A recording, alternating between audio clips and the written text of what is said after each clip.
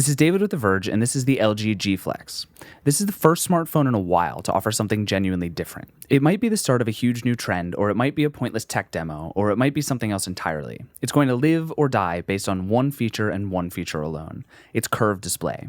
The G Flex's 6-inch screen is subtly vertically curved so that the top and bottom curl inward and the back sticks out. It's like a crescent moon shape or maybe a banana.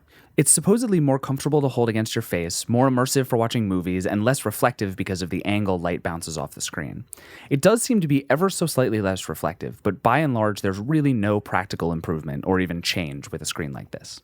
You can tilt the phone and see the wallpaper move, although that's really awkward and laggy, and there's a cool motion for unlocking the phone straight to one of a handful of media apps. But those really have nothing to do with the curved screen. The screen doesn't just bend, though, it flexes. When you rest it face down on a table, the screen doesn't quite touch the ground, but you can press it down so that it does. You can actually flatten the phone with enough force, and it just pops back into form whenever you let go. There's also a coating on the back of the device that supposedly self-heals, protecting the phone from dings and scratches. That seems to work with really imperceptibly small ones, but if you get your keys and phone in the same pocket, you're probably still in trouble. The screen's only noteworthy feature is that it bends, and it's otherwise fairly ordinary. It's a 720p display, which looks good, but can be a little pixelated and jagged at such a large size, and it's an OLED instead of a more standard LCD. And it has great colors and good viewing angles, but it's just not as stunning as some other smartphones I've seen.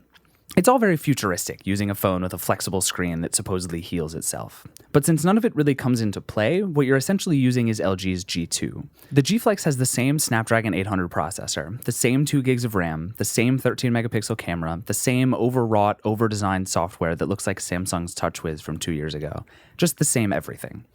That's mostly a good thing, actually. The camera's fast and versatile with lots of scene modes and wacky ways to take pictures, and the G Flex is incredibly fast and powerful for even the most intensive tasks.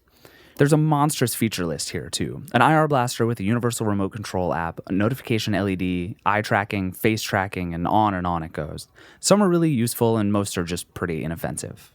I hate LG's skin of Android 4.2.2, though, from the rows of toolbars that take up half the screen in the notification pull-down to the ugly redesigned system and app icons. Everything LG touches here just gets worse. The slide-aside apps are a cool idea, letting you store frequently used apps off to the side of the screen, but they don't work very well. Neither do the overlaid queue apps, which show up over top of whatever you're doing otherwise. And why, dear Lord, why is the Vienna Boys Choir singing my ringtone? But where the G2's heritage lets the G Flex down most is in the hardware design. The G Flex is such an impressive piece of engineering, such a futuristic object, that it really deserves something better than the slick plastic gray shell it comes in. It's not particularly thick at between 8 and 9 millimeters, and at 6.24 ounces it's not very heavy either, but it just doesn't feel good to hold. It's huge, as any 6-inch phone is, but it's the slick, cheap-feeling body that really lets it down.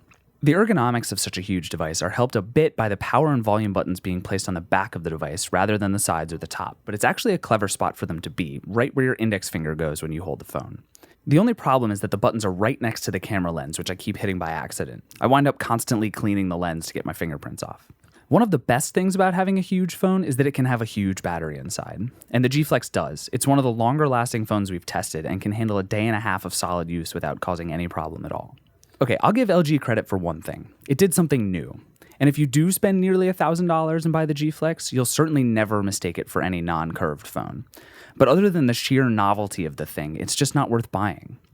Even LG makes a phone with great battery life, great performance, a better screen, and a more reasonable size that doesn't bulge out awkwardly in your pocket.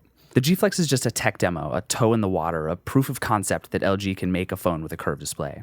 Maybe next time it'll show us why a curved display is a good idea in the first place.